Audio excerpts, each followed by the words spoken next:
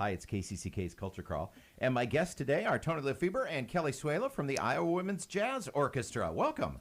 Thanks for having us. Thank you. This is, of course, another of our special series of Culture Crawls preceding our Jazz Under the Stars concerts. And you'll be on for week 3, a concert 3 years in the making.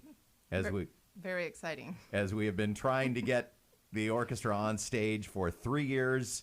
COVID the first year, rain out the second year, and third time just has to be the charm. I hope so. We've done this interview before, but we'll pretend that we haven't. It's great to have you here. I've seen the IWJO several times, including at Kennedy last year, which was our last minute diversion. When we got rained out, and the band always sounds great. And Toni, I guess let's just start with how the orchestra came about. Yeah, absolutely. So we started the Iowa Women's Jazz Orchestra in 2017. This was when I was a graduate student at the University of Iowa. And my former professor, Dr. Aaron Weir, and I just knew that Iowa was a special place that we could make something like this happen, an all-women's big band, with the goal of reaching as many middle school, high school women across our state as we can. So we had our inaugural sight reading session at the IHSMA conference in November of 2017, and that was really the first time that any of us had played in a band where there was more than probably 1 or 2 women in the ensemble, and it was a really special moment. And since then, we've just kind of picked up as many gigs as we can get. And this came about because this was particularly an interest of yours, and I know you've told us in the past that you picked the University of Iowa for your master's program specifically so you could work with Dr. Weir because of the research she was doing regarding gender and music. So talk a little bit about the academics behind this. Yeah, so there's just like a lot of research that's been done, and she was a leading researcher of her time on this topic of women in jazz and sort of the barriers that have not allowed women to fully participate since the jazz canon formation of history and going into today. So I knew that jazz was like a love of mine, and I had sort of been through some of those barriers myself, as I think most of us in the band have. And, I knew that this was a space that I wanted to continue to pursue and help others that were like me continue to pursue without hesitation. What are some of the differences / challenges in girls learning jazz? Because it is a factor. The learning, different learning styles and some of the differences mainly that society puts on boys and girls is, create some specific hurdles. Sure. I think it goes back to sort of the beginnings of jazz history where women like Melba Liston and Mary Lou Williams and Lil Hardin Armstrong were making significant pioneering impacts on jazz history, and they simply weren't being recognized for everything that they were doing. So going back to that point in time, even the textbooks that we still use today to learn about jazz history limit the really, really important concepts that women have brought to the genre. So, as women musicians in this idiom, we don't see or read names and people that have brought really important impacts to the genre, and therefore, it becomes harder for us to be able to see ourselves making a living doing this. That's why sort of this band exists, is to provide those role models to people in our state and hopefully beyond. Kelli, you're, as a high school band director with significant experience, talk just a little bit about the challenges and the joys of making sure that both genders are fully represented and get the full jazz experience in school. Yeah, kind of piggybacking off of what Toni said, one of the things I've noticed as an educator and going through things myself is that, the girls turn into women maybe a little bit sooner than the boys turn into men. And they start becoming a little bit more self-conscious and aware and maybe a little bit earlier. So I think, the challenge for a school student who's a female going through that and not having those role models is I'm self-conscious, I'm aware, and I may be a little bit nervous about what I'm producing, maybe more so than the boys are sometimes. And as an educator, I just strive to be very conscious about all of those aspects of teaching. It's not just always about the music and what we're working on, but providing a safe space for everyone to learn and encouraging, especially those girls, to continue playing. And it's so great to be part of this group where I can say, hey, I'm part of the Iowa Women's Jazz Orchestra. Come hear our gig. And they're like, 9 times out of 10, they are like, whoa, it's just females. And that's a surprise to them and really sort of uplifting to be able to provide to them. Well, and it's important for both boys and girls. Correct. To see this. And also, let's be honest, to see their teachers up there playing at a high level. You both are band directors, both moving into new jobs. That's correct. Yes. this fall. So thank you for taking this gig when you have so much on your plate. But I've had the opportunity to watch young people in the audience when they see their teacher, who they see every day, being a teacher.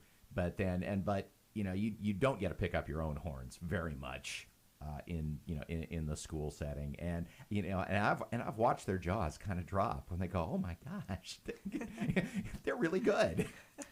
Yeah, it's really exciting. I think back to our, you had mentioned our rain out last time, and we kind of did a quick move to Kennedy, and I had many former students and current students show up to that, and I wasn't aware that they were going to come, and but it was so great to see them, and they were to a T just sort of like, oh my gosh, like that was really good. And I was like, yeah, that's what the point is too. We're here to make great music, and hopefully one day, the gender is not a surprise, that we're here to make good music. We just happen to be all female, just like many all male jazz bands or bands that we've seen before too. That's the goal, of course.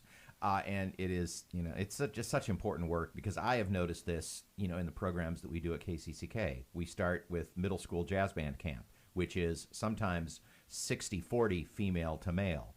But then, and it's way better now. But when we first started doing this, which is now almost 20 years ago, then I'd see a high school band and I'd see, maybe 30% women. Mm-hmm. And then I'd see a college band. And like Toni said, I'd see 1 or 2. Yep. And it's just like, okay, where's the disconnect? Yeah. What's happening? Mm-hmm. What can we do to fix this?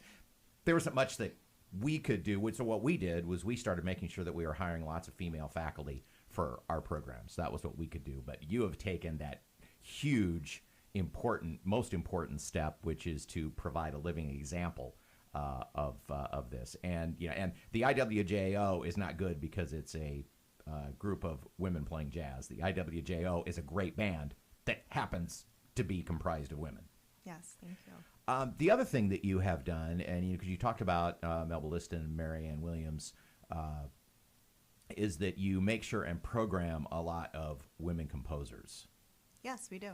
Which is also so important because they have been they're the equal of the male composers who got all the love for the last 100 years. So tell me a little bit about some of the charts that you program, and both classic and also I know you play the current jazz female jazz composers too. Yeah, so we will be programming a Mary Lou Williams chart. Mary Lou Williams, sorry, I said Mary. Oh no, that's okay. And then we have played a couple of Patty Darling charts as well. Love her. And I think one of the most special parts of our group is that we have Lynn Hart in our ensemble, and she's just a phenomenal musician and arranger, and she has taken the awesome liberty to arrange several charts for us, most of them featuring our vocalist, Ellie Hoffmeyer.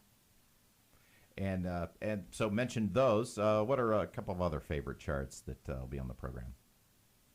Yeah, so we are working on a tango. We have a couple of tangos. Mm-hmm. I think one is arranged by Lynn, and then we have another one that's a little bit different but exciting too. We have a couple of different bossa nova, Latin charts, and we're just striving for a wide variety of composers and styles of music.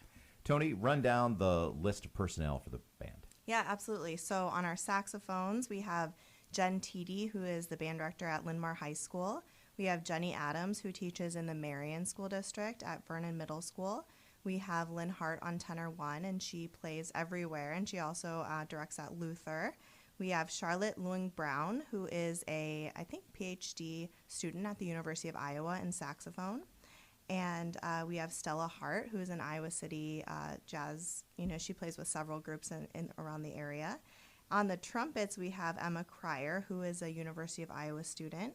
We have Kelli, who will be the new band director at Prairie High School. Leah Schmidt, who teaches at Williamsburg High School, and myself. And then on trombone, we have Maggie Kremers, who is a UNI student. Kayla Cran, who teaches in the Johnston area. She's like our only Des Moines area person coming to us this year, so we're excited to have her. Amy Kennison, who plays trombone at the University of Iowa, and Steph Williamson, who teaches at Kennedy High School. And then our rhythm section is Anna Cook, who is a student at the University of Iowa. Elena Ringsby, who is a student at the University of Northern Iowa. Vivian Shanley, who is leaving us at the end of We're going to cry summer. really I know. hard about that I one. can't say Vivian Shanley without crying, but she's, obviously she's a superstar, and she's going to be attending Lawrence University. Yep, we're getting her for just a few more Oh, weeks no. before she bolts to college.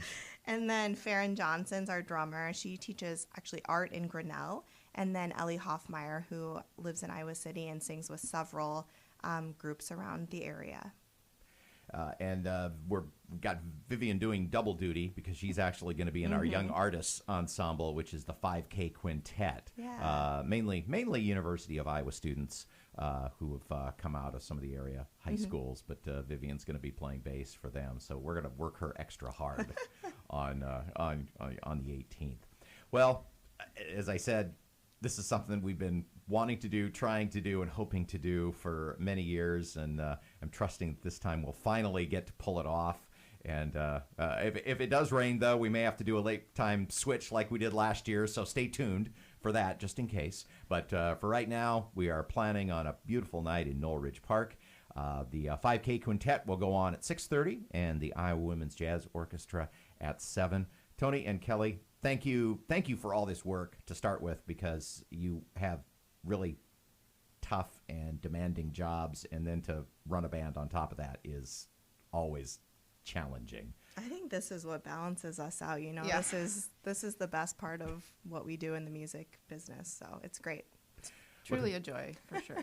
Looking forward to the Iowa Women's Jazz Orchestra. It's week 3 of Jazz Under the Stars. Again, Knoll Ridge Park. 6:30 is when the music begins. Hope to see you there. We've got lots of food and fun, and another great week of concerts coming up this week. Thanks again for being with me today. Thank you very much. Thank you.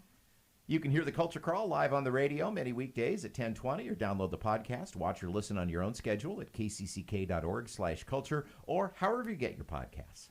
I'm Dennis Green, and I'll talk to you later.